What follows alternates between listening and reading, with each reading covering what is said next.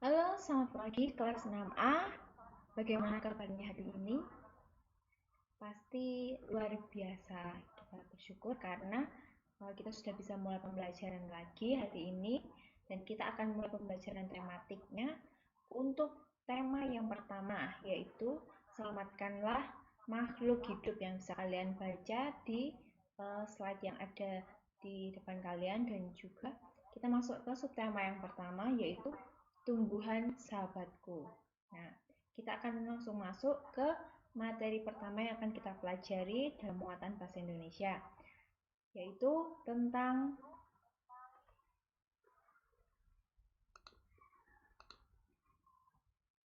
pengertian teks laporan hasil pengamatan. Kalau kalian dulu kelas 5 sudah mempelajari beberapa teks, dan saat ini kita akan pelajari teks laporan hasil pengamatan. Apa itu teks laporan hasil pengamatan? Oke, teks laporan hasil pengamatan adalah teks yang berisi informasi berdasarkan pengamatan yang sudah dilakukan. Jadi teks ini berisikan sebuah informasi. Informasi dari mana? Dari pengamatan yang dilakukan oleh seseorang. Nah, pengamatan seperti apa, Bu? Nah, pengamatannya itu bisa berbagai hal. Contohnya apa? Yang pertama ada pengamatan perkembangan hewan. Jadi kalian melihat perkembangan hewan katak misalnya. Nah, itu yang ditulis dalam sebuah laporan yang dinamakan teks laporan hasil pengamatan. Lalu yang kedua ada pengamatan perkembangan tumbuhan. Kalian lihat perkembangan tumbuhan dari biji sampai dia berbuah. Nah, bisa jadi. Lalu ada pengamatan keadaan lingkungan sekitar. Bagaimana kondisi sekolah, kebersihan sekolah. Nah, itu namanya pengamatan keadaan lingkungan sekitar. Itu salah satu contoh dari teks laporan hasil pengamatan. Jadi, pengamatan yang ada di sekitar kalian. Lalu, nah, teks laporan hasil pengamatan ini isinya apa sih? Nah, ada beberapa isinya. Yang pertama adalah informasi umum. Informasi umum, informasi yang seperti apa itu, Bu? Ya, informasi umum itu berisi informasi yang disajikan secara menyeluruh. Jadi yang bisa kalian langsung ketahui secara umum ada di lingkungan masyarakat itu namanya informasi umum. Yang kedua, kumpulan fakta-fakta. Apa itu kumpulan fakta-fakta? Nah, sesuatu yang perlu dicari atau dipelajari. Jadi, hal yang mungkin bisa diketahui kalau kita harus mencarinya dulu atau menerima dari orang lain. Itu namanya kumpulan fakta-fakta. Jadi lebih khusus daripada informasi umum. Lalu selanjutnya adalah simpulan. Nah, simpulan itu apa? Simpulan itu berarti mengikatkan yang sudah diuraikan. Jadi informasi umum dan kumpulan fakta-fakta kan sudah terurai semua, baru kalian masukkan jadikan satu yang disebut dengan simpulan atau kesimpulan yang biasa kalian sebutkan itu. Nah, itulah isi dari teks hasil laporan pengamatan. Nah, sekarang, Ibu kasih satu contoh gambarannya. Oke, ini agak kecepatan Ibu tadi. Oke, kalian lihat gambar apa? Ya, sapi. Nah, sapi ini kita akan membuat sedikit laporan hasil pengamatan. Ini nggak dibuat dalam bentuk teks, tapi sebagai penggambaran kalian lihat bagaimana hasil pengamatan itu. Coba kita lihat informasi umum kira-kira dari hewan sapi ini apa? Coba pikirkan. Contohnya kalau ibu mikir, kalau sapi pasti identik dengan makan rumput. Nah, informasi umumnya itu sapi makan rumput. Semua orang tahu sapi makan rumput. Sapi nggak makan daging ya, sapi makan rumput. Lalu yang kedua, sapi adalah hewan herbivora. Nah, itu adalah kumpulan fakta. Kita baru tahu ketika kita belajar. Kalian misalnya kelas 5 kemarin baru tahu, oh ini hewan sapi itu termasuk herbivora. Oh, herbivora apa? Pemakan rumput. Nah, itu kalian baru ketahui ketika kalian belajar. Nah, itulah yang dinamakan kumpulan fakta. Baru berarti apa itu simpulannya? Oh, sapi adalah hewan herbivora, yaitu pemakan rumput. Nah, itu kesimpulan yang kalian dapatkan setelah kalian mengamati dari informasi umum kumpulan fakta dan hasilnya dalam simpulan. Itu dia contohnya. Next. Oke, pengertian teks laporan hasil pengamatan masih dalam pengertiannya. Nah, setiap teks pasti memiliki ide pokok. Kalau kalian kemarin menguraikan teks apa? Teks narasi, teks deskripsi, pasti punya ide pokok. Begitu pula dengan teks laporan hasil pengamatan, pasti ada ide pokoknya. Tidak mungkin tidak ada. Semua teks pasti ada. Teks memiliki ide pokok. Teks laporan hasil pengamatan pun juga memiliki ide pokok. Nah itu, pasti semua ada ide pokoknya. Lanjut. Nah, mereview kembali, mengingat kembali, apa itu ide pokok? Dan kalian sudah lama belajar ini dan diulang-ulang, apalagi kelas 5 itu diulang terus. Oke, ide pokok adalah gagasan utama atau masalah pokok yang dibahas dalam suatu paragraf. Itulah ide pokok. Jangan sampai lupa, ini kita bahas terus ya. Nah, satu paragraf pasti terdiri dari satu ide pokok. Nah, kalau kalian nggak agak ketutupan, ini ya. Oke.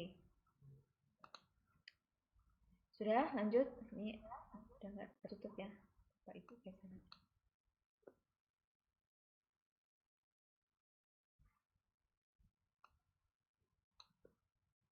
Oke, lanjut ya. Satu paragraf pasti terdiri dari satu ide pokok.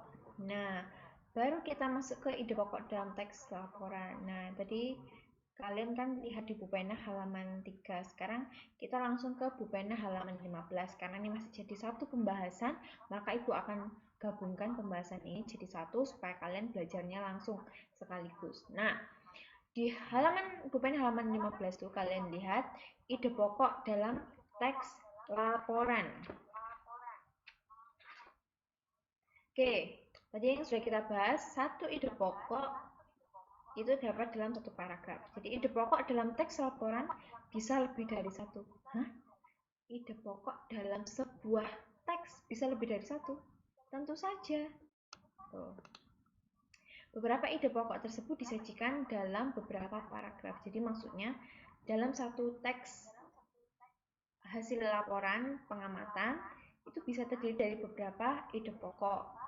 Nah, beberapa ide pokok tadi terdapat dalam beberapa paragraf. Ya, supaya nggak bingung, Ibu kasih. Oke, satu ide pokok terdapat dalam satu paragraf. 3 ide pokok terdapat dalam 3 paragraf. Berarti 5 ide pokok nanti terdapat dalam 5 paragraf. Begitu pula sebaliknya. Berarti satu paragraf isinya ada satu ide pokok. 2 paragraf berarti masing-masing kan satu. Jadi ada 2 ide pokok. Nah, kalau 10 paragraf berarti ada 10 ide pokok yang ada di dalamnya. Ingat kembali mencari ide pokoknya kan ada di awal, akhir, atau awal dan akhir. Tengah juga bisa tapi jarang. Nah, tuh. Kalaupun ide pokoknya 2, loh kok 2? Yaitu itu terdapat dalam kalimat utama. Kalimat utamanya 2 kan di awal dan di akhir. Tapi kan satu ide pokok karena di kalimat utama pertama dan juga terakhir membahas satu hal yang sama. Oke, sampai sini. Lanjut. Ide pokok dalam teks laporan masih membahas ide pokok. Nah, bagaimana cara kita menemukan ide pokok? Kita juga sudah membahasnya. Kita akan ingat lagi langkah-langkah menemukan ide pokoknya. Yang pertama, pasti harus membaca dengan seksama, membaca dengan teliti. Kalau nggak dibaca, ya nggak tahu. Kalau bacanya asal-asalan, ya nggak bisa menemukan. Gitu. Lalu temukan kalimat utama dan kalimat penjelas. Nah, ini ingat lagi. Tadi udah singgung sedikit. Nah, kalimat utama. Kalimat utama berarti apa? Berisi gagasan pokok atau kalimat yang berisi ide pokok. Ide pokok dapat ditemukan di mana? Di dalam kalimat utama. Jadi kalau kalian sudah menemukan kalimat utama, kalian tahu pasti ide pokoknya ada di dalam situ. Bisa ide pokoknya sama persis dengan kalimat utamanya, atau bisa juga ide pokok lebih ringkas dari kalimat utama. Jadi tergantung kalimatnya itu menjelaskan tentang apa. Pasti juga membahas hal yang umum cara kalian menemukan kalimat utamanya itu. Lalu, kalimat penjelas berarti berisi penjelas kalimat utama. Jadi, kalimat penjelas adalah menjelaskan kalimat utama yang sudah dicantumkan. Jadi, lebih khusus, lebih terperinci. Jadi, kalimat penjelas namanya penjelas pasti lebih banyak daripada kalimat utama. Gitu. Oke, lalu yang ketiga, temukan informasi yang terdapat dalam kalimat utama. Nah, informasinya apa sih yang ada di dalam kalimat utama? Informasi berarti yang ketika kalian baca, kalian langsung, oh ini maksudnya, itu namanya informasi. Jadi, ketika kalian sudah membacanya, menemukan kalimat utama dan kalimat penjelasnya, lalu kalian menemukan informasi dalam kalimat utama, itu dia ide pokoknya. Tuh. Gimana Bu? Ya, nanti kita akan lihat contohnya. Oke, lanjut dulu. Setelah kalian menemukan ide pokok, nah ide pokok tersebut kalian harus bentuk dalam diagram. Gitu. Nah, lanjut. Tujuannya untuk apa kok kita buat diagram? Untuk memudahkan dalam memetakan informasi dalam teks laporan secara keseluruhan. Jadi, supaya kita dapat memetakan informasi secara keseluruhan, maka kita bisa membuat diagram. Ini ya kameranya. Oke, lanjut ya.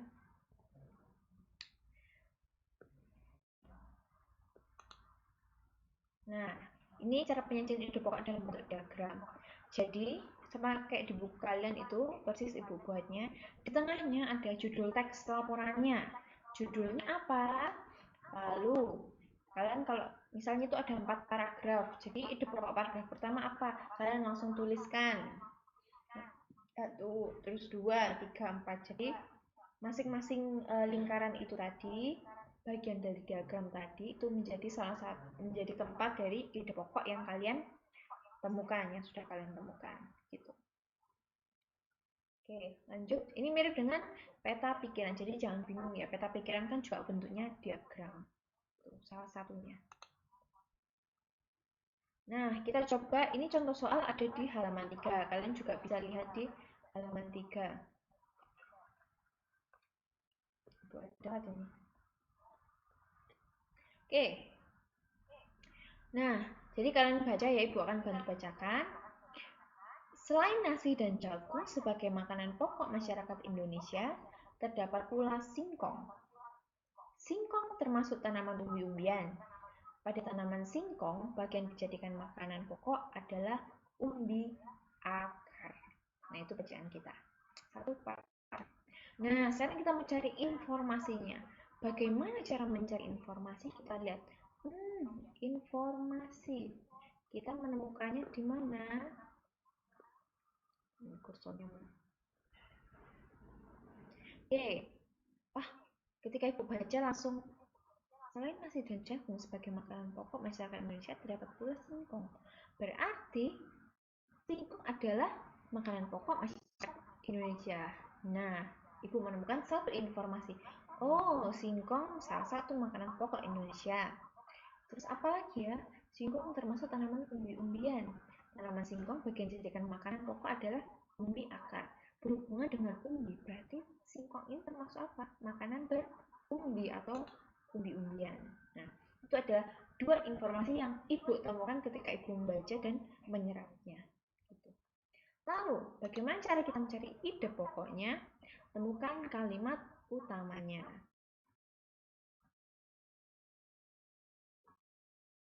Ya, terdapat pula singkong. Nah, ini kan dijelaskan. Terus selanjutnya kan singkong termasuk tanaman umbi-umbian. Ini sudah menjelaskan. Berarti kalimat utamanya terletak di awal ini. Selain nasi dan jagung sebagai makanan pokok masyarakat Indonesia, terdapat pula singkong. Artinya apa? Informasinya apa berarti? Singkong adalah makanan pokok Indonesia. Itu cukup. Ide pokoknya sudah ketemu kan? Nah, kalian harus banyak latihan untuk mencari ide pokok. Lanjut ya. Oke, Ibu punya contoh soal lagi. Ibu ambil dari buku lain sama sedikit Ibu edit. Nah, kalian perhatikan baik-baik. Ibu akan bacakan. Kucing adalah binatang yang sangat manja. Apabila kita elus-elus, dia akan mendekati kita dan bermanja-manja kepada kita, bahkan menjilat-jilat tubuh kita. Cara buang air kucing berbeda dengan hewan lain.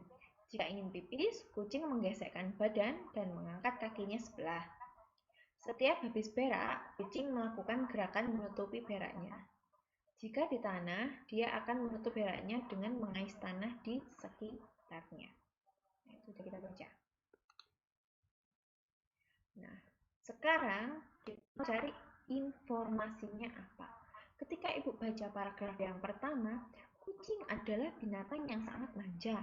Apabila kita elus-elus, dia akan mendekati kita dan bermanja-manja kepada kita, bahkan menjilat-jilat tubuh kita. Berarti kucing adalah hewan yang manja, ya enggak? Oke, menemukan satu informasi. Lanjut. Cara buang air kucing berbeda dengan hewan lain. Jika ingin pipis, kucing menggesekkan badan dan mengangkat kakinya sebelah. Setiap habis berak, kucing melakukan gerakan menutupi beraknya. Jika di tanah, dia akan menutupi beraknya dengan mengais tanah di sekitarnya. Berarti apa? Oh, kucing kalau pipis kakinya diangkat. Atau kucing kalau pipis harus gesek-gesek badan dulu. Nah, Ibu ambil salah satu informasi tersebut. Gitu. Lanjut. Lalu, Ibu menemukan informasi baru lagi. Kalau dia berak, dia harus tutup pakai tanah. Oke, berarti kucing menutupi beraknya dengan tanah. Itu dia. Nah, Ibu menemukan 3 informasi. Kalian kalau bisa menemukan lebih dari itu tidak masalah. Kan kita bisa menemukan informasi itu lebih dari satu. Gitu. Apa yang kalian dapatkan? Apa yang kalian langsung tangkap ketika kalian membaca itu? Itulah informasi. Oke, kalau kita sudah cari informasi, cari ide pokoknya. Ide pokoknya berarti kita harus apa? Cari kalimat utamanya dulu di paragraf pertama. Kucing adalah binatang yang sangat manja. Apabila kita elus-elus, dia akan mendekati kita dan bermanja-manja kepada kita, bahkan menjilat-jilat tubuh kita. Kucing adalah binatang yang sangat manja. Nah, ciri-cirinya apa? Baru dijelaskan berikutnya. Berarti kalimat utamanya terletak di kalimat yang pertama. Kucing adalah binatang yang sangat manja. Itulah kalimat utamanya. Berarti ide pokoknya apa? Ya, kucing itu binatang yang manja atau kucing adalah binatang yang manja. Oke. Nah, sekarang masuk ke paragraf yang kedua. Cara buang air kucing berbeda dengan hewan lain. Jika ingin pipis, kucing gesekkan badan dan mengangkat kakinya sebelah. Setiap habis berak, kucing melakukan gerakan menutupi beraknya. Nah, ini kan dijelaskan cara dia pipis dan cara dia berak. Berarti menjelaskan tentang apa? Cara dia buang air kan? Berbeda dengan hewan lain. Berarti kalimat utamanya terletak pada kalimat pertama. Cara buang air kucing berbeda dengan hewan lain. Kalau berbeda berarti apa? Berbeda berarti unik. Nah, itu pokoknya ketemu. Cara buang air kucing unik atau berbeda dari yang lain nggak masalah. Tapi ini lebih singkat lagi, lebih ringkas lagi kalau kalian buat ide pokoknya.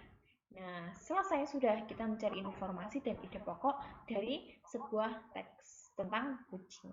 Nah, itu contoh yang sudah Ibu jelaskan. Nah, kalau kalian membuat diagramnya, berarti di tengahnya kalian tuliskan judul. Tapi kalau ini kan karena nggak ada judulnya, ya nggak tulis. Ini Ibu nggak minta untuk bikin diagram, jadi nggak ada judulnya. Nah, Ibu akan jelaskan lagi ketika kalian sudah masuk tugasnya. Nah, ini tugas kalian di pena halaman 3-4. Yang ayo berlatih itu kalian kerjakan nomor 1, 2, 3. Kalian harus cari apa baca dulu ya, jangan lupa baca teksnya, lalu kerjakan. Nomor 1, informasi yang kalian peroleh apa, tuliskan seperti yang ibu sudah contohkan tadi. Lalu langkah apa sih yang perlu dilakukan Dede untuk membuat laporan hasil pengamatan, berarti ada di bacaan dan kalian harus baca baik-baik gitu. Lalu tuliskan ide pokok setiap paragraf dari teks tersebut. Ada berapa paragraf? Ada 3 paragraf. Tuliskan masing-masing satu ide pokoknya dalam satu paragraf.